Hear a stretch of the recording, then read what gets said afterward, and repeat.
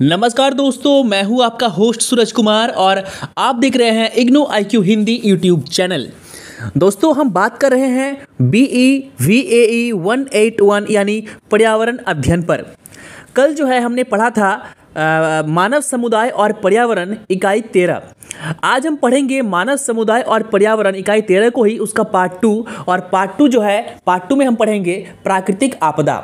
यानी इस सेशन में जो है हम बात करने वाले हैं प्राकृतिक आपदा के बारे में। प्राकृतिक आपदा क्या है, किन किन जगहों पर प्राकृतिक आपदाएं आती है, क्यों आती है, सबसे अधिक जो है प्राकृतिक आपदा किस महाद्वीप पर आती है, किस देश में आती है, उनसे कितने लोग प्रभावित होते हैं। उसके बाद फिर हम विभिन्न प्राकृतिक आपदाओं के बारे में पढ़ेंगे, जैसे भूकंप हो गया, बाढ़ हो गया, सूखा हो गया, चक्रवात हो गया, सुनामी हो गया। इन सब चीज़ों पर बात करेंगे। उसके बाद हम फिर बात करेंगे आपदा प्रबंधन के लिए क्या क्या तैयारियां करनी पड़ती है, और जो आपदा के लिए जो लोगों को दिक्कतें होती है, किन समस्याओं से लोगों को जो है जूझना पड़ता है, उसके बारे में हम पढ़ेंगे। तो आइए शुरू करते हैं आज का हमारा ये टॉपिक। दोस्तों, टॉपिक को शुरू करने से पहले आपको बता दें कि अगर अभी तक आपने VE-VAE 181 का MCQ सीरीज हमसे परचेज नहीं किया है तो जल्द से जल्द कर ले, क्योंकि एग्जाम काफ़ी नज़दीक है। सिर्फ 199 रुपये में जो है हम 150 क्वेश्चन सीरीज आपको दे रहे हैं, और उसी 150 क्वेश्चन सिलेक्टेड क्वेश्चंस में से एग्जाम में 50 सवाल आपसे पूछे जाएंगे। उसके बाद अगर आपको नोट्स भी चाहिए या असाइनमेंट भी चाहिए तो उसके लिए भी आप जो है नीचे दिए गए नंबर पर हमें फ़ोन कर सकते हैं। तो आइए बिना किसी देरी के हम शुरू करते हैं आज का हमारा टॉपिक, जिसका नाम है प्राकृतिक आपदा। तो प्राकृतिक आपदा क्या है, सबसे पहले इसको जानिए।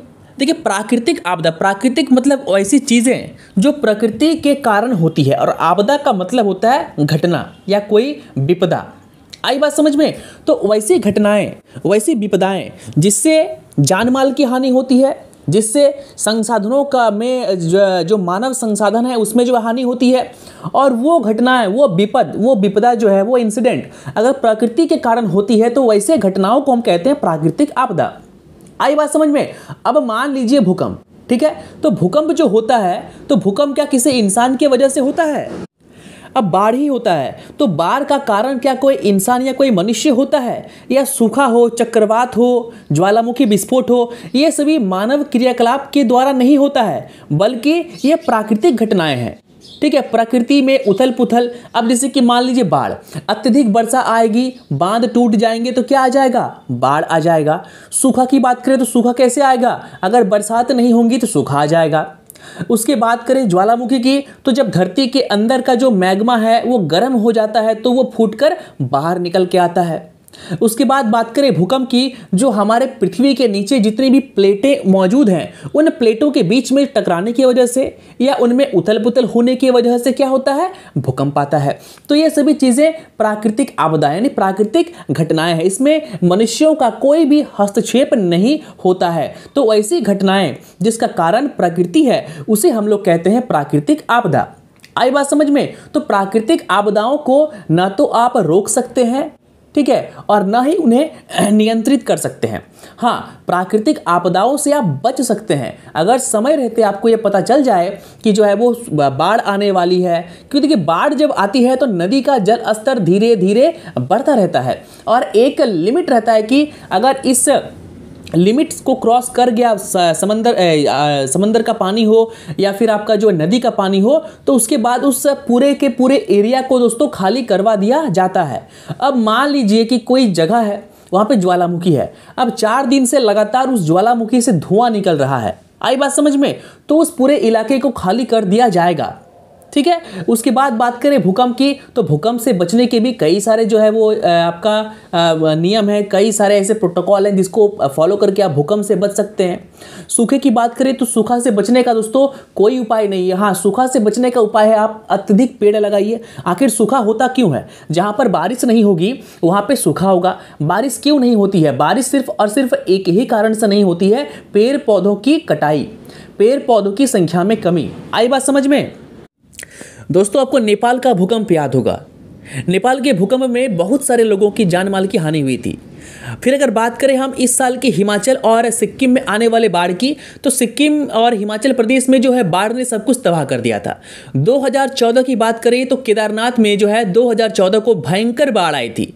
उस बाढ़ में लगभग कई हजार लोग जो है वो बेघर हो गए थे, कई 100 लोग जो है वो मर गए थे। आई बात समझ में? तो इन सभी चीज़ों को हम जो है वो रोक नहीं सकते हैं।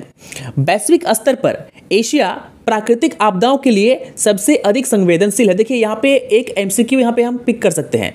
एमसीक्यू में आपसे ये सवाल पूछा जा सकता है कि पूरे विश्व में, ठीक है, कौन सा महाद्वीप जो है वो सबसे ज़्यादा जो है वहाँ पे प्राकृतिक आपदाएं होती है? तो ऑप्शन रहेगा एशिया, यूरोप, अमेरिका और अफ्रीका। तो आपको एशिया में टिक करना है। अब आपके सामने जो चार्ट आपको दिख रहा है, उस चार्ट में जो है 2005 से लेकर 2014 तक मारे गए या फिर प्रभावित हुए व्यक्तियों की वार्षिक औसत क्या है? तो देखिए बांग्लादेश में सबसे अधिक लोग जो है प्रभावित हुए। तो कितने लोग मरे? लगभग 10,433 लोगों की मृत्यु सिर्फ प्राकृतिक आपदा में हुई। और कितने लोग प्रभावित हुए? देखिए 4,23,00,000 लोग इससे प्रभावित हुए। उसी प्रकार भारत, नेपाल, पाकिस्तान, श्रीलंका और भूटान के जो है वो आंकड़े आपके सामने दिए गए हैं। इस आंकड़े को, इस चार्ट को एक बार अच्छे से आप जो है वो देख लीजिएगा। चलिए अब आगे हम देखते हैं प्राकृतिक आपदाओं को व्यापक रूप से निम्नलिखित शीर्षकों में वर्गीकृत किया जा सकता है। पहला है वायुमंडलीय, यानी वायुमंडल किस प्रकार प्राकृतिक आपदा का कारण बनती है। तो वायुमंडल से क्या हो सकता है? वायुमंडल से वर्षा हो सकती है, बर्फबारी हो सकती है, आंधी आ सकती है, बिजली गिर सकती है, अधिक कोहरा हो सकता है। तो अधिक कोहरा होना भी क्या है? प्राकृतिक आपदा ही है। अधिक कोहरा के कारण जो है दोस्तों ट्रेनें लेट चलती हैं। अधिक कोहरे की वजह से ट्रेनों में एक्सीडेंट की जो है की संख्या काफी बढ़ जाती है। बिजली गिरने से कई लोगों की मौतें हो जाती है। बर्फबारी होने से आम जनजीवन अस्त व्यस्त हो जाता है। ये वायुमंडलीय आपदा है। जलीय आपदा की बात करें तो जल से क्या होगा? बाढ़ आएगा, सुनामी आएगी, समुद्र तटीय लहरें आएंगी। भौगोलिक आपदा की बात करें तो उसमें क्या आ जाएगा? भूस्खलन आ जाएगा, यानी लैंडस्लाइड होगा, बर्फ गिर जाएंगी, हिमस्खलन होगा, भूकंप है, ज्वालामुखी है। उसके बाद रेत का गुबार, यानी जो रेगिस्तान है वहाँ पे रेत का गुबार जो है, रेत की आंधी चलने लगती है। तो ये सभी भौगोलिक चीज़ें हैं। जैविक आपदा की बात करें तो बीमारी, महामारी। अब कोरोना की बात करते हैं तो कोरोना क्या? कोरोना भी एक आपदा ही है। वो किस प्रकार की आपदा है? अगर आपसे सवाल में पूछ दिया जाए कि कोरोना किस प्रकार का आपदा है, ऑप्शन में रहेगा जैविक आपदा, वायुमंडलीय आपदा, भौगोलिक आपदा और जलीय आपदा।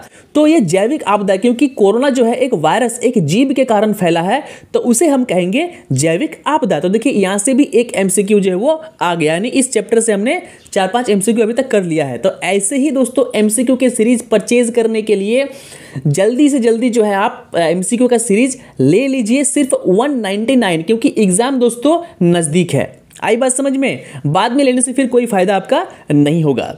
चलिए अब हम बात करेंगे हमारे सबसे पहले आपदा की, जो है भूकंप। हमने इस वीडियो के शुरू में ही आपको ये बता दिया कि भूकंप क्यों आती है। भूकंप आने का सबसे पहला कारण है कि हमारे पृथ्वी के अंदर जो प्लेटें हैं उसमें कोई उथल पुथल होता है। उसमें वो प्लेट या तो हिलने लगती है या दो प्लेट आपस में टकराती है, तो इससे क्या होता है? धरती हिल जाती है। उसके बाद कहीं कहीं पर भूकंप परमाणु नाभिकीय विस्फोट भी हो सकता है। कहीं कहीं पर ज्वालामुखी के फटने से भी, अगर बड़ा कहीं ज्वालामुखी है वो जोर से फट गया तो क्या आ जाएगा? उस इलाके में भूकंप आ जाएगी। ठीक है, अगर कहीं पर परमाणु ब्लास्ट होता है तो उसके कारण भी भूकंप दोस्तों आ सकती है। और भूकंप आने का पहला रीजन है धरती के अंदर जो टेक्टोनिक प्लेटें हैं उसमें टकराव या उसमें उथल पुथल। घूमने के लिए ना जाएं। क्यों? क्योंकि सरकार को पता है कि कौन कौन सी जगह जो है किस किस क्षेत्र में है और कौन कौन सा क्षेत्र जो है वो सबसे अधिक भूकंप वाला क्षेत्र है। तो इसीलिए जो है वैज्ञानिकों ने और सरकारों ने जो है वो भूकंप को 5 जोन में या 5 क्षेत्र में बांटा है। पहला क्षेत्र 1, 2, 3, 4, 5। आई बात समझ में? तो सबसे पहले अब देखते हैं क्षेत्र जोन 5 को। जोन 5 जो होता है ना, जोन 5 में सबसे ज़्यादा भूकंप आता है, यानी कभी भी आ सकता है भूकंप जोन 5 में। आई बात समझ में? जोन 4 की बात करें तो ये उससे थोड़ा कम है। जोन 3 की बात करें तो मध्यम क्षति इसमें होता है। जोन 2 की बात करें तो इसमें बहुत ही कम होता है। और जोन 1 की बात करें तो लगभग 20 साल 25 साल 100 साल में एक बार वहाँ पे भूकंप आता होगा। तो 5 जोनों में भूकंप के क्षेत्रों को बांटा गया है। ये भी यहाँ से भी एक एमसीक्यू हम ले सकते हैं कि भूकंप को कितने क्षेत्रों में, कितने जोन में बांटा गया है। तो याद रखिएगा 5 जोन में बांटा गया है। आई बात समझ में। चलिए अब देखिए, भूकंप को जो हम नापते हैं ना वो सिस्मोग्राफी से नापते हैं, और 6 तीव्रता यानी सिस्मोग्राफी का मीटर में जो है वो 6 से अधिक, ठीक है, तो 6 से अधिक अगर सिस्मिक ग्राफ ऊपर जाता है तो उसे जो है क्या माना जाएगा, उसे माना जाएगा ये बहुत ही बड़ा भूकंप है, अर्थक्वेक है। और 6 से अगर नीचे रहेगा 4.4, 2.1, 3 पॉइंट, तो वो निम्न स्तर का भूकंप है। और अगर 8, 9, 10, 12, 15 हो गया तो ये उच्च स्तर का भूकंप है। और भूकंप को किस यंत्र से नापते हैं, वो सिस्मोग्राफी से नापते हैं। तो ये भी एक एमसीक्यू हो गया कि भूकंप को जो है वो किस चीज से हम क्या करते हैं, नापते हैं, तो वो है सिस्मोग्राफ, हिंदी में भूकंप लेखी। आई बात समझ में। तो ये हो गया भूकंप की बात। आगे हम पढ़ेंगे बाढ़, चक्रवात और सुनामी की बात। तो दोस्तों बाढ़ कैसे आता है, ये तो काफी सिंपल है। पानी का स्तर, जल स्तर अगर बढ़ जाएगा तो उससे क्या आ जाएगा, उससे बाढ़ आ जाएगी। आई बात समझ में। चक्रवात क्या होता है, कि चक्रवात को कहते हैं साइक्लोन। मान लीजिए कोई जगह है और कोई, अब उत्तराखंड की बात कर लीजिए, हिमाचल की बात कर लीजिए, हिमाचल में बाढ़ क्यों आई, हिमाचल में जो है चक्रवात क्यों आया, बार बार यानी लगातार 15 दिन 20 दिन 1 महीने से जो है एक लगातार जो है क्या हो रही है, पानी जो है बरस रही है। तो इससे क्या आ जाएगा, इसे कहते हैं चक्रवात, साइक्लोन। आई बात समझ में। और अधिक चक्रवात, अधिक साइक्लोन होने के कारण क्या हो जाता है, आम जनजीवन अस्त व्यस्त हो जाता है और जितने भी गड्ढे हैं सभी भर जाते हैं। कुआं, नदी, समंदर, गंगा, झीलें सभी जलमग्न हो जाती है और अंततः क्या आती है, बाढ़ आ जाती है। अब देखिए पानी को तो चाहिए रास्ता, पानी जो है अपने एक स्तर पे वो फ्लो होती रहती है एक लगातार। अब उस पानी को चाहिए रास्ता। वो पानी जब अत्यधिक हो जाती है तो वो पानी गांवों और शहरों में घुसने लगती है और उसे ही हम कहते हैं बाढ़। आई बात समझ में। अब बात करते हैं सुनामी की। तो सुनामी क्या है दोस्तों, सुनामी जो है ना, सुनामी समुद्री तूफान है और सुनामी से बहुत अधिक क्या होती है, तबाही होती है। जापान में सबसे अधिक जो है वो सुनामी आता है। अब एक एक करके हम सभी चीज़ों को पढ़ेंगे, बाढ़ को पढ़ेंगे, चक्रवात को पढ़ेंगे और सुनामी को पढ़ेंगे। तो आइए सबसे पहले हम बाढ़ को पढ़ते हैं। अब मान लीजिए मई जून के महीने में जो है वो अत्यधिक वर्षा हो रही है, ठीक है। उस अत्यधिक वर्षा के कारण क्या हुआ कि जो जल स्तर है, समुद्र का कहिए, गंगा का कहिए, नदी का कहिए या झीलों का कहिए, वो बढ़ गया। यानी जो एक नदी जो बहती है अपने एक मध्यम जल स्तर पर, उससे अधिक जल स्तर नदी का बढ़ गया, तो वो नदी का पानी क्या होगा, वो नदी का पानी जो है अब शहर और गांव की तरफ जो है जाना शुरू कर देगी। अब उसके कारण क्या आ जाएगा, बाढ़ आ जाएगा। तो बाढ़ का कारण क्या है, नदी के जलस्तर में बढ़ना, अत्यधिक वर्षा का होना, ये बाढ़ के प्रमुख कारण है। आई बात समझ में। चलिए अब देखिए बाढ़ क्या है, बाढ़ जल का वो विसर्जन है जो नदी की धारण क्षमता से अधिक का होता है। यानी मध्यम जो स्तर है नदी का, उससे वो अगर लेवल बढ़ गया पानी का तो बाढ़ आ जाएगा। बाढ़ विभिन्न कारणों से आती है। क्या क्या कारण है, जलवायु की चरम स्थितियां, अत्यधिक लंबी और अत्यधिक वर्षा, यानी अधिक वर्षा होने से बाढ़ आ सकती है। अगर जो हिमालय के बर्फ पिघलेंगे तो बाढ़ आ सकती है। उसके बाद बांधों का टूटना, मैंने आपको इस लेक्चर से पहले आपको बताया कि बांध अगर टूट जाएंगे, क्योंकि बांध क्या करती है, पानी को रोक के रखती है। वो बांध अगर टूट गया तो क्या हो जाएगा, बाढ़ आ जाएगी। अब मैं यहाँ पे आपको एक एग्जांपल देता हूँ। देखिए हमारा जो नदी है ब्रह्मपुत्र नदी, तो जो ब्रह्मपुत्र नदी है ना, वो ब्रह्मपुत्र नदी कहाँ से निकलती है, मानसरोवर से निकलती है। तो जब ब्रह्मपुत्र नदी मानसरोवर से निकलती है तो ब्रह्मपुत्र नदी का बहुत सारा भाग जो है, लगभग 50% से अधिक का भाग जो है ना, वो तिब्बत से होकर बहती है। और तिब्बत किसके अंडर में है, तिब्बत चीन के अंडर में है। अब चीन ने क्या किया है, चीन में इस नदी का नाम है सांगपो नदी, किसका, ब्रह्मपुत्र का। आई बात समझ में। तो जो सांगपो यानी जो ब्रह्मपुत्र नदी है, वहां पे चीन ने क्या किया, अपने बॉर्डर में बड़ा सा बांध बना के रख दिया है। अब वो जो पानी है पूरा का पूरा, वो पानी किसके कंट्रोल में आ गया, वो पानी चीन के कंट्रोल में आ गया। अगर चीन चाहे कि मुझे अरुणाचल प्रदेश में, क्योंकि जो सांगपो यानी ब्रह्मपुत्र नदी है वो इंडिया में, भारत में घुसती है, कहाँ से, कौन से स्टेट में, वो घुसती है आपका अरुणाचल प्रदेश से। तो अगर चीन चाहे कि अरुणाचल प्रदेश के किसी गांव या शहर को मैं पानी से डुबो दूंगा, तो वो क्या करेगा, उस बांध के पानी को अचानक खोल देगा। ठीक है, अचानक बिना चेतावनी के खोल देगा। एक होता है कि चलो चेतावनी दे दिया कि हम बांध का पानी खोलने वाले हैं, आप लोग सावधान हो जाइए। क्योंकि बांध का पानी खोलने से पहले दोस्तों, ठीक है, हर देश या फिर हर राज्य जो है दूसरे राज्य को चेतावनी नोटिस जारी करता है। तो चीन चाहे तो उस बांध के पानी को खोल के बाढ़ ला सकता है, यानी बांध को तोड़ के या बांध को खोल के पानी ला सकता है, बाढ़ ला सकता है। अगर भारत की बात करें तो सिंधु नदी का उद्गम स्थल कहाँ पे है? भारत में है, ठीक है। सिंधु नदी का जो है अत्यधिक भाग जो है वो पाकिस्तान से होकर बहती है, लेकिन सिंधु पानी किसके कंट्रोल में है? सिंधु पानी हमारे कंट्रोल में है। क्यों? क्योंकि सिंधु पानी का उद्गम स्थल भारत है, यानी हम जितना पानी चाहेंगे उतना पानी पाकिस्तान को देंगे। अगर हम चाहेंगे कि पाकिस्तान को जो है पानी न मिले, पाकिस्तान को अगर सूखाग्रस्त करना है या पाकिस्तान को बाढ़ग्रस्त करना है, तो उसका कंट्रोल भारत के हाथ में है। भारत अगर पानी पाकिस्तान को नहीं दिया, यानी सिंधु के पानी को अगर इंडिया ने रोक दिया बांध में, ठीक है, तो इससे क्या होगा? पाकिस्तान में सूखा आ जाएगा। अगर भारत ने सिंधु नदी के बांध को खोल दिया या तोड़ दिया, तो इससे पाकिस्तान में क्या आ जाएगा? बाढ़ आ जाएगा। यानी जिस नदी का उद्गम स्थल जिस देश या राज्य में है, उस नदी का कंट्रोल उसी देश या राज्य के हाथ में होता है। आई बात समझ में? उसके बाद देखिए, नदियों में या समंदर के अंदर में क्या हो जाता है दोस्तों? सिल्ट और गाद जमा हो जाता है। तो नदी के नीचे जब गाद जमा हो जाएगा, मिट्टी जमा हो जाएगी, तो पानी क्या होगा? पानी बाहर की ओर फेंकना शुरू कर देगा।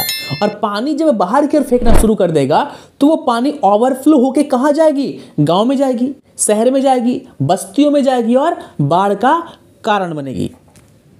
तो दोस्तों अब बात है कि बाढ़ को रोक कैसे सकते हैं। देखिए, बाढ़ को रोकने का एक ही उपाय है।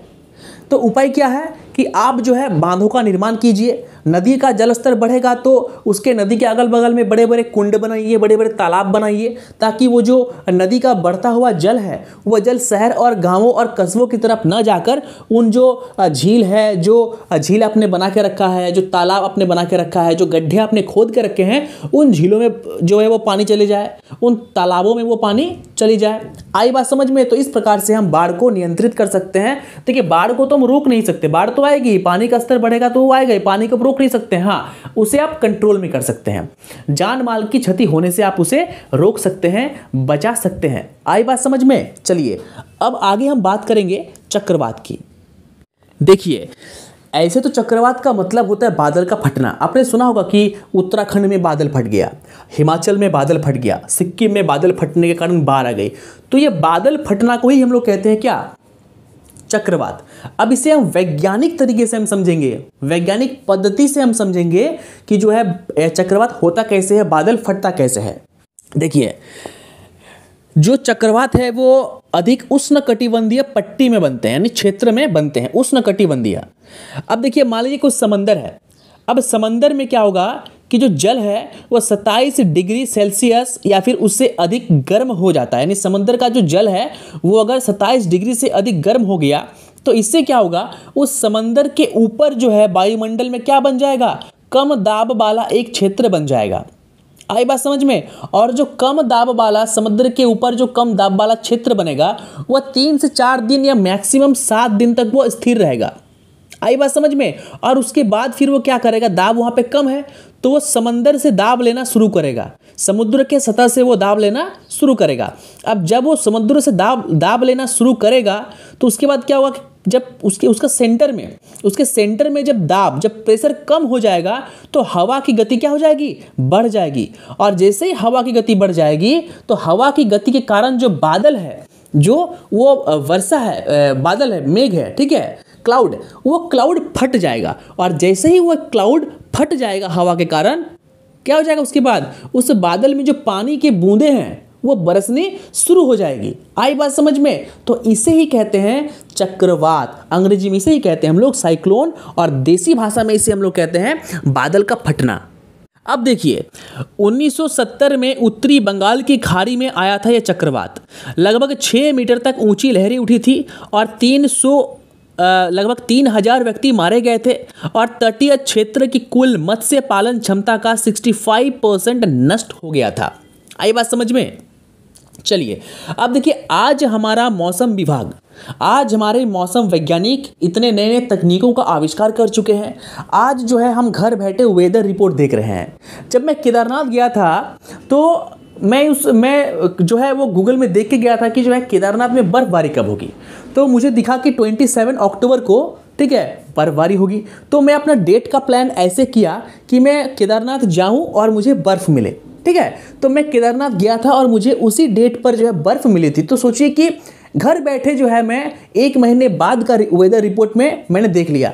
हालांकि पहाड़ों में अक्सर ऐसा नहीं होता, पहाड़ों में मौसम जो है वो कभी भी बदल सकती है, लेकिन फिर भी ठीक है, कोई चीज़ें 100% एक्यूरेट तो नहीं होता, लेकिन 80% जो है मौसम का जो जितने भी तकनीकें हैं वो सभी सही साबित होती हैं। इसलिए तो आपने देखा होगा red alert, yellow alert, green alert जारी करती है गवर्नमेंट कि समंदर में आज मछली ना पकड़े, आज समंदर में चक्रवात आने वाली है या तूफान आने वाली है या लहरें जो है काफ़ी ऊंचा उठने वाली है। तो जो वैज्ञानिक जो है वो मौसम वैज्ञानिक कैसे पता करते हैं कि आज समंदर की लहरें बढ़ने वाली है? वो हवा को देखते हैं कि आज हवा जो है काफ़ी तेज़ी से बह रही है। तो हवा के तेज़ी से बहने के कारण जो है दोस्तों समंदर की लहरें काफ़ी ऊंची उड़ जाएंगी।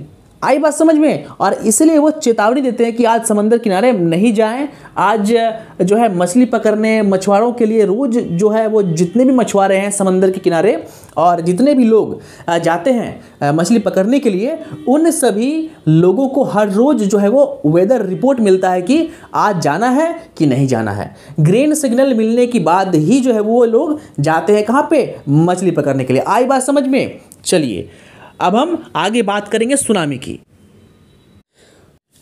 दोस्तों अब हम बात करेंगे सुनामी की। देखिए सुनामी क्या है? सुनामी जो है वो समुद्रों की लहरें हैं, यानी सुनामी जो है वो धरती पे नहीं होता है, सुनामी समंदर में ही होती है। आई बात है ओशियन में। तो सुनामी क्या है? सुनामी महासागर की जो है वो तरंगे हैं, ठीक है। इसे हम लोग क्या कहते हैं? इसे हम लोग समुद्री तरंग भी कहते हैं अथवा इसे हम लोग ज्वारीय तरंगे भी कहते हैं। तो जो सुनामी होता है उसमें होता क्या है? देखिए सुनामी 2 कारणों से हो सकती है। पहला है समुद्र के अंदर का भूकंप, क्योंकि समंदर के अंदर की प्लेटें जब हिलती है तो उससे जो है लहरें काफ़ी ऊंची उठने लगती है, उसे हम सुनामी कहते हैं। या फिर समुद्र के अंदर में जो ज्वालामुखी होता है कभी कभी उसमें विस्फोट होता है। आई बात समझ में?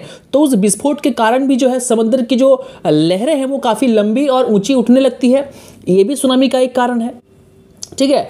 तो इसलिए सुनामी को जो है वो क्या कहते हैं? समुद्री तरंगे भी कहते हैं या ज्वारीय तरंगे भी कहते हैं। अब देखिए, अब जो सुनामी का जो सेंटर पॉइंट होता है, अब मान लीजिए कि जहाँ से सुनामी जहाँ से उत्पन्न हुआ वहाँ पे जो सुनामी की जो लहरें हैं वो काफ़ी 20 मीटर 30 मीटर तक ऊंची हो सकती है लहरें।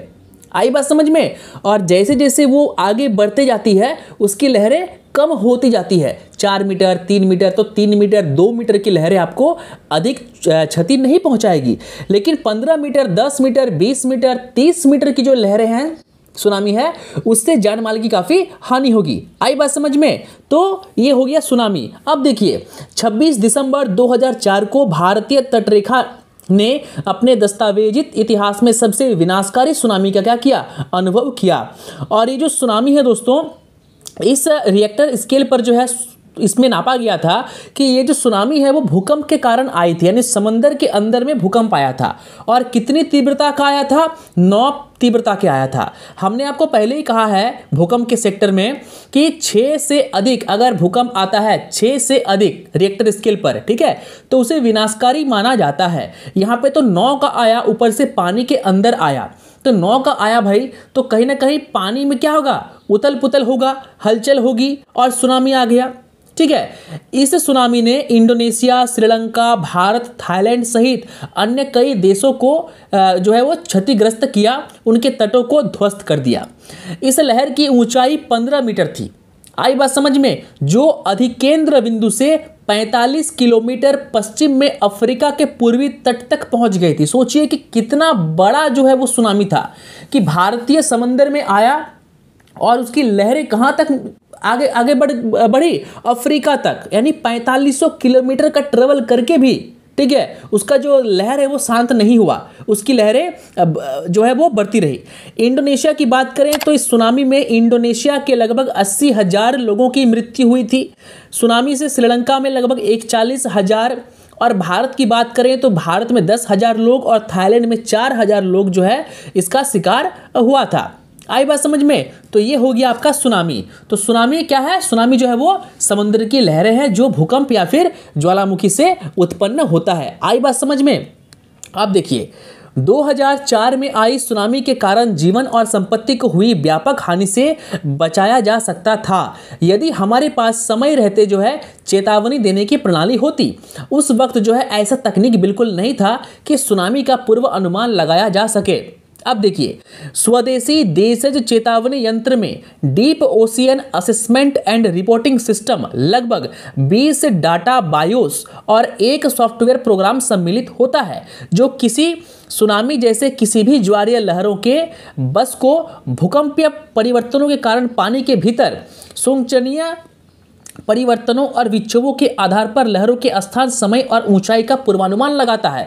यानी जो डेटा बायोस है, तो डेटा बायोस से हम लोग क्या कर सकते हैं, समंदर में कोई भी हलचल होगी, समंदर में तूफान आएगा, समंदर की लहरें बढ़ेंगी, समंदर की लहरें तेज होंगी, कम होंगी, तो सभी का डेटा जो है वो जमा होता है कि पानी कितने मीटर ऊंचाई तक जो है वो लहरें उठेंगी, उसका स्थान क्या होगा, उसका समय क्या होगा, ऊंचाई कितनी होगी। तो इन सभी चीज़ों का जो है हम क्या कर सकते हैं, अभी उसके लिए तकनीक आ चुकी है जो 2004 में नहीं आई थी। अगर 2004 में यही तकनीक आ गई होती तो सुनामी से हम लोग बच सकते थे। आई बात समझ में। अब आगे हम पढ़ेंगे सूखा के बारे में। देखिए, सूखा मतलब होता है कि ड्राई की स्थिति, सूखे की स्थिति, वैसी स्थिति जब पानी नाव के बराबर हो जाए, ठीक है, धरती सूख जाए, उस स्थिति को हम कहते हैं सूखा। बरसात के मौसम में अगर बरसात ना हो और एक फसल उगने के लिए जितने भी सेंटीमीटर की वर्षा चाहिए, ठीक है, सारे तालाब, जलाशय, नदी, कुंड, झील सभी में पानी का एक मध्यम स्तर तक बढ़ने के लिए जितना पानी चाहिए उतना पानी अगर बरसात में ना हो तो उस स्थिति को हम कहते हैं सूखा। सूखे की स्थिति में आमतौर पर होता क्या है कि मिट्टी जो है दोस्तों, मिट्टी में दरारें आ जाती है, मिट्टी में दरारें आ जाती है और इस कारण क्या हो जाता है, चारों ओर जो है महामारी फैल जाती है। फसल का उत्पादन नहीं हो पाता क्योंकि पानी नहीं होती है, और फसल के उत्पादन न होने से क्या होता है कि भूखमरी की स्थिति, महामारी की स्थिति और खाद्यान्न की कमी से अकाल की स्थिति उत्पन्न हो जाती है। आई बात समझ में। तो जो सूखे की स्थिति है, सूखे की स्थिति से सिर्फ मनुष्य ही नहीं, सभी जीव जंतु, कीट पतंगे, पशु पक्षी सभी जो है प्रभावित होते हैं, क्योंकि जो चूहे होते हैं वो खेतों में जाके धान के फसल को क्षति पहुंचाते हैं, उसको खाते हैं। तो अगर क्या होगा कि मान लीजिए कि खेत है और उस खेत में टिड्डियां आती है खाने के लिए फसल को, उस टिड्डी को जो पक्षियां हैं वो खाते हैं। तो अगर फसल ही नहीं होंगे तो किसको, टिड्डी को भी खाना नहीं मिलेगा और पक्षी को भी खाने के लिए टिड्डियां नहीं मिलेंगी, उल्लू को खाने के लिए, पकड़ने के लिए चूहे नहीं मिलेंगे। यानी सूखे की स्थिति सबसे भयावह स्थिति होती है, यानी बाढ़ और सूखा ये दो स्थिति सबसे भयावह स्थिति होती है। अब देखिए, राजस्थान में जो सूखा आया था वो है 2000। राजस्थान तो दोस्तों ऐसे ही मरुस्थल है और ऐसे ही वहाँ पे जो है वर्ष भर में पानी बहुत ही कम मात्रा में होती है। ऊपर से अगर वहाँ पे सूखे की स्थिति आ गई तो आप खुद सोच सकते हैं कि कितनी भयावह स्थिति हुई होगी। राजस्थान जो कि भारत का सबसे बड़ा राज्य है कि आंकलित जनसंख्या लगभग 6 करोड़ की है, यहाँ 2000 साल में गंभीर सूखा पड़ा था। राज्य के 32 जिलों में से 31 जिले में सूखाग्रस्त था और इनमें से 25 जिले बुरी तरह सूखे से प्रभावित थे। लगभग 74% गांव सूखे की गिरफ्त में थे, जिससे लगभग 3.5 करोड़ जनता जो है वो प्रभावित हुए थे और लगभग 4 करोड़ मवेशी भी क्या हुए थे, इससे प्रभावित हुए थे। सूखे की गंभीरता का पता इस तथ्य से लगाया जा सकता है कि कुल 2647 प्रमुख जलाशयों में सिर्फ 300 ही उस वर्ष भरे हुए थे, बाकी सब सूख गया था। लगभग 75 से 100% फसल भी पानी की कमी के कारण नष्ट हो गई थी। इन सब के कारण आजीविका की हानि से रोजगार की तलाश में व्यापक स्तर पर प्रवासन हुआ था, क्योंकि देखिए खेती नहीं होंगी तो किसान तो मरेगा ही मरेगा, और बाजार के जो लोग हैं जो दाल चावल सब कुछ बेचते हैं, जो फसल बेचते हैं, जो सब्जी मंडी में सब्जी बेचते हैं, वे भी बेरोजगार हो जाएंगे। यानी सूखे की स्थिति सबसे भयावह स्थिति होती है। चलिए अब देखिए, सूखा जो है, सूखे में क्या क्या किन किन चीज़ों की हानि होती है। पहला है आर्थिक हानि। अब फसल नहीं होगा, रोजगार में कमी होगी तो आर्थिक हानि होगा। पर्यावरणीय हानि, जीव जंतु पेड़ पौधे को क्या नहीं मिलेगा, भोजन नहीं मिलेगा, तो हो गया पर्यावरणीय हानि। सामाजिक हानि में क्या हो जाएगा? भूखमरी, अकाल, भोजन की कमी, स्वास्थ्य हानि, लोगों के पास खाना नहीं रहेगा, पीने को पानी नहीं रहेगा तो लोग बीमार पड़ेंगे, तो इसे कहते हैं सामाजिक हानि। अब देखिए, अब बात है कि सूखे को हम रोक कैसे सकते हैं। देखिए, सूखे को तो हम रोक नहीं सकते, हाँ हम पानी को जो है वो पानी को हम लोग बचा सकते हैं, पानी का हम लोग संचय कर सकते हैं। जिस इलाके में जो है सूखे की स्थिति हर साल आती है, वहाँ के लोग सजग होते हैं, जागरूक होते हैं। वहाँ के लोगों को ये बात पता होता है कि जो है सूखा आने वाला है, तो वे लोग क्या करते हैं कि पानी को व्यर्थ नहीं करते, पानी को वेस्ट नहीं करते, वे पानी को स्टॉक करते हैं, पानी को रखते हैं, ताकि सूखे की स्थिति में उस पानी को हम लोग जो है वो यूज़ कर सके। आई बात समझ में? तो पानी को जो है वो बर्बाद नहीं करके उसका संचय करते हैं, तो इस संचित जल को हम लोग कहते हैं, इस उपाय को हम लोग कहते हैं जल संचयन। तो जल संचयन के बहुत सारे उपाय हैं। छत में जो जल जो है वो आता है, उसको हम लोग सेव कर सकते हैं, उसको हम लोग टंकी में डाल सकते हैं, उससे हम लोग किसी जलाशय में डाल सकते हैं। उसके बाद स्थानीय जलग्रहण क्षेत्रों से बाह्य जल का संचयन। अब मान लीजिए कोई नदी है, उस नदी में जो है उस नदी को काट के हम लोग एक कुआं बना सकते हैं, एक झील बना सकते हैं, तो क्या होगा, नदी के साथ साथ जो है, ठीक है, उस झील पर भी पानी आ जाएगा। आई बात समझ में? चलिए, और जगह जगह हम क्या कर सकते हैं, बड़े बड़े गड्ढे खोद सकते हैं, बड़े बड़े टंकियां लगा सकते हैं। इससे बरसात का जितना भी पानी स्टॉक होगा उतना ही जो है वो काफ़ी हो जाएगा सूखे से बचने के लिए। आई बात समझ में? चलिए, अब देखिए, आपके किताब में जो है पुस्तक में हैदराबाद का एक उदाहरण दिया गया है। तो हैदराबाद में क्या हुआ, हैदराबाद का जो नगर निगम है, ठीक है, जो जल आपूर्ति बोर्ड है, हैदराबाद महानगर जल आपूर्ति एवं सीवरेज बोर्ड यानी HMMSSB, इन्होंने क्या किया है कि इन्होंने कार्यक्रम शुरू किया जिसका नाम था नीरू और मीरू। तो यहाँ से भी आप MCQ हम ले सकते हैं कि नीरू और मीरू कार्यक्रम किस राज्य से संबंधित है, तो वो हो जाएगा हैदराबाद से। आई बात समझ में? तो वहाँ के जो जल आपूर्ति बोर्ड था, उन्होंने क्या किया कि जगह जगह पर इस कार्यक्रम के तहत नीरू और मीरू का मतलब होता है जल और आप, यानी अगर जल नहीं रहेगा तो आप भी नहीं रहेंगे, जल नहीं रहेगा तो हम भी नहीं रहेंगे। तो इस बोर्ड ने क्या किया कि इस कार्यक्रम के तहत जगह जगह जल संचयन कार्यक्रम को शुरू किया। जल संचयन कार्यक्रम को हम कैसे कर सकते हैं, पिछले अध्याय में हमने पढ़ा है। जल संचयन करने के लिए हम बड़े जगह जगह पे गड्ढे खोद सकते हैं, तालाब बना सकते हैं, कुएं बना सकते हैं, ठीक है। उसके बाद जो है हम बड़े बड़े टंकियां लगा सकते हैं ताकि उस टंकी में जो है बाढ़ का पानी, बरसात का पानी स्टॉक हो सके। तो ये हैदराबाद का उदाहरण आपकी किताब में दिया गया है। देखिए, अब आगे का जो हमारा नेक्स्ट पॉइंट है वो है आपदा प्रबंधन के लिए तैयारी। देखिए, इसको ध्यान से समझिए, आपदा प्रबंधन के लिए क्या क्या तैयारियां हम लोग करते हैं। देखिए, अब मान लीजिए आपदा में क्या आता है, आपदा में आता है भूकंप। देखिए, हम रहते हैं झारखंड में, ठीक है, जो उत्तरी भारत है, यानी उत्तरी भारत में जो है वो भूकंप काफ़ी कम आता है। कभी कभार आ गया, दिल्ली में कभी कभार देखने को मिलता है, वो अलग बात है।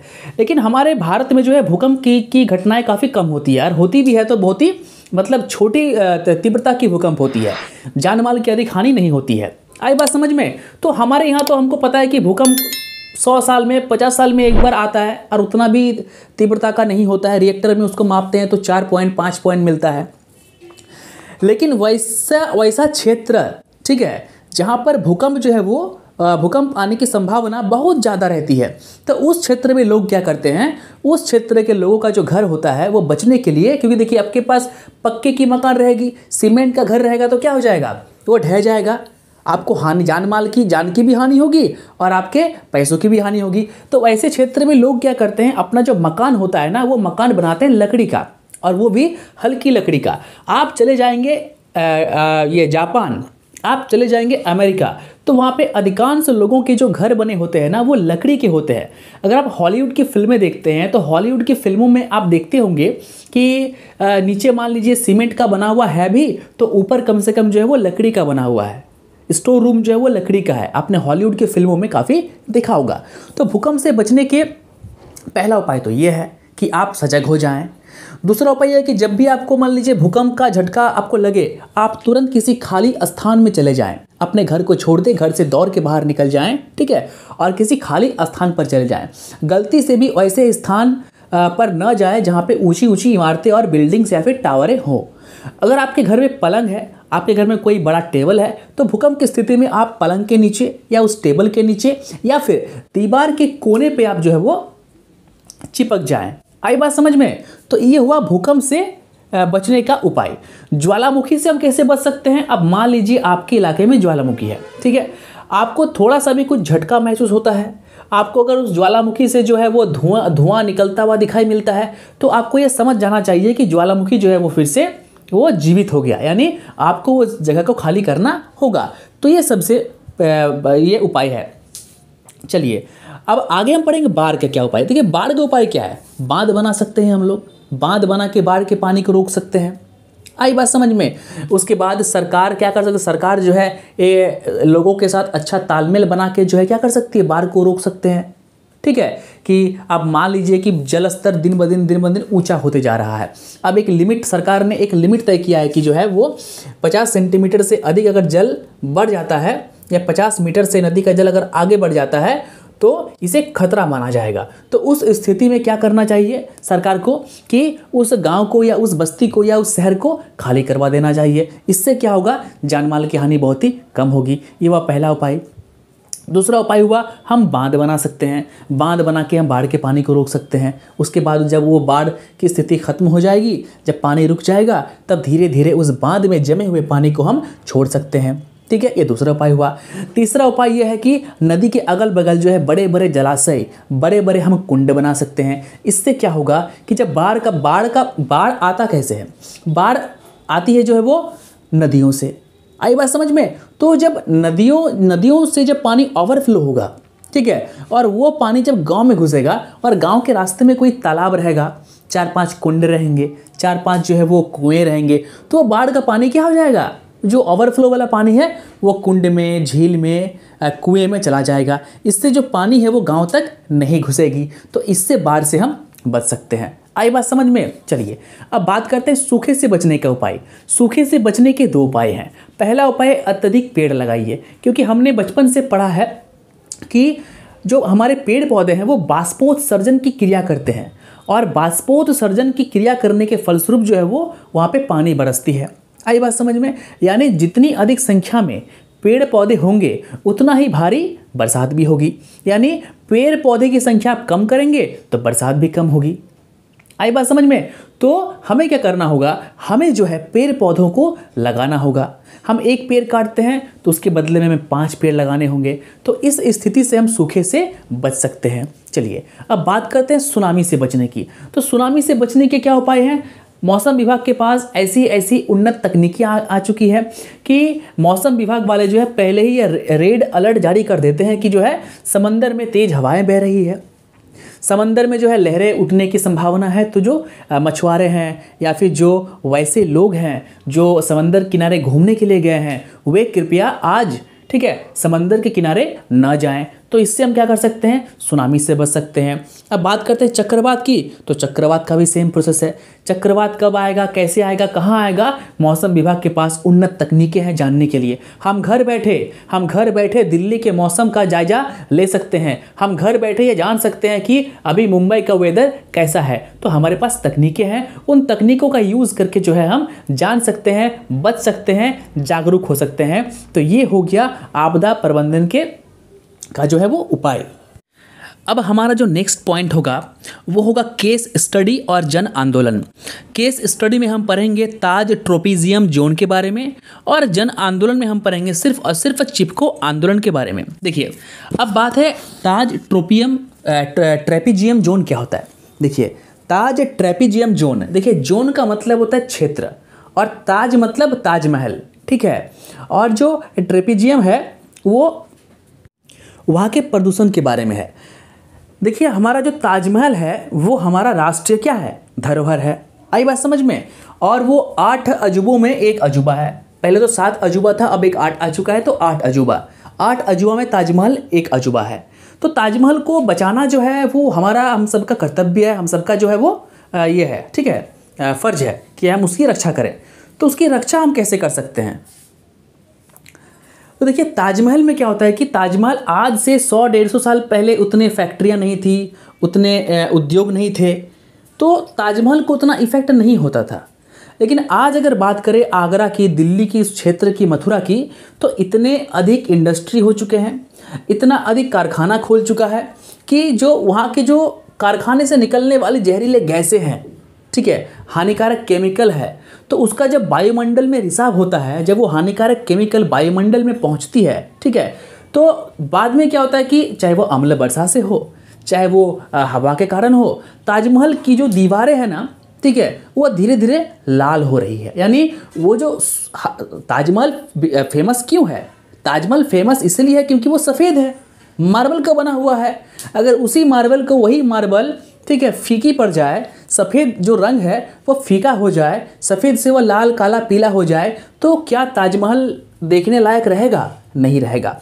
तो इसीलिए ताजमहल के में एक जोन बनाया गया है, ठीक है। वो जो जोन है वो 10,400 वर्ग किलोमीटर के आसपास का क्षेत्र है।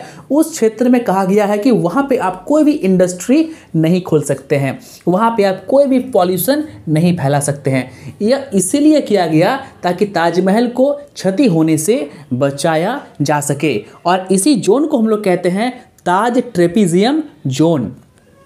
और ताजमहल को जो क्षति होता है वो होता है सल्फर डाइऑक्साइड से। आई बात समझ में? इससे क्या होता है, ताजमहल का सफ़ेद रंग लाल पड़ जाता है। चलिए अब एक केस स्टडी के बारे में देखेंगे कि एक व्यक्ति थे जिन्होंने ताजमहल के बारे में जो है हाई कोर्ट में अपील की थी। देखिए, ताज की अपक्षय के लिए प्रदूषण और नियंत्रणकारी लापरवाही को दोषी ठहराते हुए महेश चंद्र मेहता, ये नाम याद रखिएगा, महेश चंद्र मेहता जो कि एक प्रमुख पर्यावरण कानूनविद हैं, ने 1884 में उच्च न्यायालय में एक मामला दर्ज किया। मेहता ने न्यायालय से अपील की कि वो विभिन्न उद्योगों को प्रदूषण रोधी उपायों को अपनाने अथवा उन्हें बंद करने का आदेश दे। उन्होंने इस पर भी बल दिया कि प्रदूषण कार्मिकों तथा आगरा में रहने वाले जनों के स्वास्थ्य पर भी प्रतिकूल प्रभाव डाल रहा है। मेहता के प्रयास के कारण 1996 में उच्च न्यायालय ने माना कि इस क्षेत्र के उद्योग वायु प्रदूषण में सक्रिय योगदान दे रहे हैं और प्रमुख उद्योग इकाइयों को आदेश दिया कि वे प्रदूषण को क्या करें, कम करें। अब देखिए, न्यायालय ने 292 कोयला आधारित उद्योगों को प्राकृतिक गैस का प्रयोग अपनाने अथवा 30 अप्रैल 1997 तक संरक्षित क्षेत्र से बाहर स्थापित होने का आदेश दिया। यानी वो जो जोन बनाया गया था, या तो कहा कि आप जो है कोयला जलाना बंद कर दीजिए, कोयले की जगह आप LPG गैस का यूज़ कीजिए, या फिर आप इस क्षेत्र से बाहर अपना फैक्ट्री लगा लीजिए। आई बात समझ में? चलिए अब देखिए, उद्योगों तथा कार्मिक न्यायालय के विरोध के कारण आदेश पूरी तरह से लागू नहीं हो पाया था। उच्च न्यायालय ने 1997 में पुनः दखल देकर आगरा में 53 लोहे की ढुलाई के कारखानों और 107 अन्य कारखानों को बंद करने का आदेश दिया जिन्होंने प्रदूषण नियंत्रण के उपायों को नहीं अपनाया था।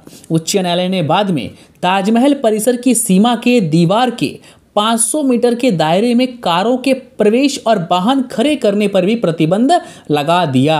आई बात समझ में? विशेषज्ञ यह मानते हैं कि ऐसी स्थितियां होने के बाद और ये उच्च न्यायालय के इन सभी आदेशों के बाद और महेश चंद्र मेहता के प्रयासों के बाद जो है ताजमहल के जो संगमरमर है उसमें कुछ बेहतरी जो है वो देखने को मिली है। आई बात समझ में? चलिए अब हम बात करेंगे चिपको आंदोलन की। देखिए, 19वीं शताब्दी के उत्तरार्ध में हिमालयी वनों का तेजी से दोहन हो रहा था, यानी हिमालय के जो जंगल है उसको लोग काट रहे थे। इस व्यापक स्तर पर वनों को नष्ट होने से गंभीर परिस्थितियां और समस्याएं उत्पन्न हो रही थी। अब पेड़ काटने से क्या क्या समस्याएं उत्पन्न होती है हमसे भी जानते हैं। वायुमंडल में ऑक्सीजन की कमी होती है, मृदा का अपरदन बढ़ने लगता है, ठीक है, वन जंगल का घनत्व कम होने से क्या होता है, जीव मंडल पर, ठीक है, और जैविक स्थिति पर क्या हो जाता है, बहुत ज़्यादा प्रभाव पड़ता है। तो जब वहाँ के गांव के लोगों ने देखा कि पेड़ों पौधों की कटाई बहुत तेज़ी से हो रही है, तो वहाँ के पर्यावरणीय निम्नीकरण को रोकने के लिए उत्तरकाशी में स्वयंसेवी संगठन जैसे गंगोत्री ग्राम स्वराज संघ GGSS और गोपेश्वर में दासोली ग्राम स्वराज मंडल DGSM, ये 2 जगह दोस्तों मैं जा चुका हूँ जब मैं केदारनाथ गया था उस समय। तो DGSM ने 1970 के दशक में चिपको आंदोलन आरंभ किया। चंडी प्रसाद भट्ट और सुंदरलाल बहुगुणा जैसे पर्यावरणविद ने गढ़वाली हिमालयी क्षेत्रों में चिपको आंदोलन की अगुवाई की। अब देखिए, जो चंडी प्रसाद भट्ट और सुंदरलाल बहुगुणा है, उनमें से सुंदरलाल बहुगुणा की मृत्यु आज से तकरीबन 15-20 दिन पहले ही हुई है, जो न्यूज़ में आई थी। तो चिपको आंदोलन का अर्थ क्या था? चिपको आंदोलन का अर्थ था पेड़ से लिपट जाना। यानी लोग जो पेड़ काटते थे तो लोगों से ये कहते थे कि पहले हमें काटिए, फिर आप पेड़ को काटिएगा।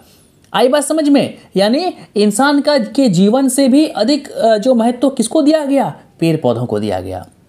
स्वयंसेवक व्यावसायिक उपयोग के लिए वृक्षों को काटे जाने की स्थिति में उनसे लिपटने की धमकी देते थे, जिससे उन्हें काटने से बचाया जा सके। उनके कार्यकलापों ने आंदोलन को लोकगीतों, नुक्कड़ नाटकों और व्यापक अभियान चलाकर प्रचलित किया। इनका नारा था, वन क्या देते धारण करते हैं, मृदा जल और शुद्ध वायु। ये मृदा जल और शुद्ध वायु जीवन का आधार है। इस आंदोलन के फलस्वरूप सरकार ने ठेकेदारी तंत्र को विस्थापित करके उत्तर प्रदेश वन विभाग निगम UPFDC का गठन किया और वन संबंधी कार्यकलापों को स्थानीय सहयोग द्वारा प्रोत्साहित किया।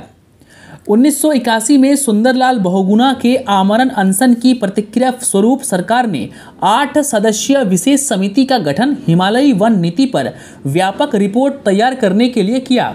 रिपोर्ट का अर्थ होता था कि अभी जो इतना पेड़ पौधे की कटाई हुई है तो किसने काटा, क्यों काटा, उस सब पर कार्रवाई होगी। सरकार ने बाद में उत्तराखंड हिमालयी क्षेत्रों में व्यावसायिक रूप से वृक्षों की कटाई पर एक 15 वर्ष का स्थगन आदेश दिया कि 15 साल तक जो है कोई भी इस उत्तराखंड के किसी भी पेड़ को नहीं काट सकता। तो ये था चिपको आंदोलन। तो चिपको आंदोलन के जनक कौन थे? चंडी प्रसाद भट्ट और सुंदरलाल बहुगुणा। आई बात समझ में? और सुंदरलाल बहुगुणा की मृत्यु आज से 15-20 दिन पहले ही हुई है, न्यूज़ में आई थी। आई बात समझ में? चलिए, तो इसी के साथ जो है दोस्तों हमारा चैप्टर होता है ख़त्म। एक छोटा सा टॉपिक है, सोचता हूँ कि कंप्लीट करा ही दूँ। साइलेंट वैली आंदोलन। देखिए, केरल जो है ना भारत का एक बहुत खूबसूरत राज्य है, ठीक है। और इसी राज्य में एक घाटी है जिसका नाम है साइलेंट वैली, यानी शांत घाटी, जो केरल राज्य में है। यह भारत के दक्षिण पश्चिम में ऊंचाई पर स्थित कुंती नदी की एक तंग घाटी है। इसके 8,950 हेक्टेयर के वर्षा वनों में बहुमूल्य पादप और जंतु प्रजातियां पाई जाती है। 1973 में केरल की राज्य सरकार ने क्या किया कि यहाँ पे पनबिजली उत्पादन के लिए घाटी पर एक बांध बनाने का फैसला किया। पनबिजली मतलब पानी से चलने वाली बिजली, क्योंकि यहाँ पे नदी है और नदी है तो वहाँ से जो है वो बिजली हम उत्पादन कर सकते हैं। और केरल जो है वो काफ़ी ऊंचे ऊंचे पहाड़ हैं, पहाड़ से पानी गिरती है तो वहाँ पनबिजली लगा के हम बिजली का उत्पादन कर सकते हैं। आई बात समझ में? तो जब ये फैसला सरकार ने लिया तो लोगों ने देखा कि भाई ये पूरा का पूरा जंगल जो है वो ख़त्म हो जाएगा। तो इसीलिए 1989 में विद्यार्थियों और स्वयंसेवी संगठनों जैसे केरल शास्त्र साहित्य परिषद, विज्ञान मंच फोरम, शिक्षक थे, प्रगतिशील नागरिक थे, पत्रकार थे, बड़े बड़े बुद्धिजीवी थे, उन्होंने इस कार्यक्रम के विरुद्ध और ये जो पनबिजली उत्पादन जो ये था, ठीक है, कार्यक्रम, तो इसके विरुद्ध क्या किया? प्रदर्शन करना आरंभ कर दिया। 1989 में save silent valley committee silent valley बचाओ समिति अस्तित्व में आ गई। सभी क्षेत्रों में इसका विरोध होने लगा और अंततः सरकार को इस कार्यक्रम को क्या करना पड़ा? रोक देना पड़ा। आई बात समझ में? तो जनता चाहे तो कुछ भी कर सकती है, पब्लिक चाहे तो कुछ भी। इसी के साथ आपका चैप्टर होता है ख़त्म। ये चैप्टर आपको काफ़ी हार्ड लगा होगा, हार्ड वैसे नहीं है, काफ़ी इजी है, क्योंकि भूकंप है, ये है, तो सब आप पढ़ ही चुके हैं। केस स्टडी में ताज ट्रोपिजियम जोन काफ़ी इंपॉर्टेंट है और इससे क्वेश्चन आ सकता है बिल्कुल MCQ में, तो इसको अच्छे से पढ़ें। और चिपको आंदोलन इज़ मोस्ट इंपॉर्टेंट और साइलेंट वैली उतना इंपॉर्टेंट नहीं है, लेकिन चिपको आंदोलन आपके एग्ज़ाम्स के पॉइंट ऑफ व्यू से काफ़ी इंपॉर्टेंट है, तो इसे करके बिल्कुल जाइए। और अगर आपको MCQ चाहिए, और जूम क्लासेस में 5 तारीख से स्टार्ट कर रहा हूँ, आप जूम क्लास से जुड़ जाइए। 3-4 लोग जो है जूम क्लास में जुड़ चुके हैं, तो जल्दी से जल्दी आप लोग आ जाइए। और पेमेंट जो है वो 99 रुपीज़ ऑनली करना है। 99 रुपीज़ में जो है आपको पूरा बुक में पढ़ाऊंगा एग्ज़ाम से पहले। तो 5 नवंबर डेट याद रखिए, 5 नवंबर से आपकी जूम क्लासेस मैं शुरू करने जा रहा हूँ।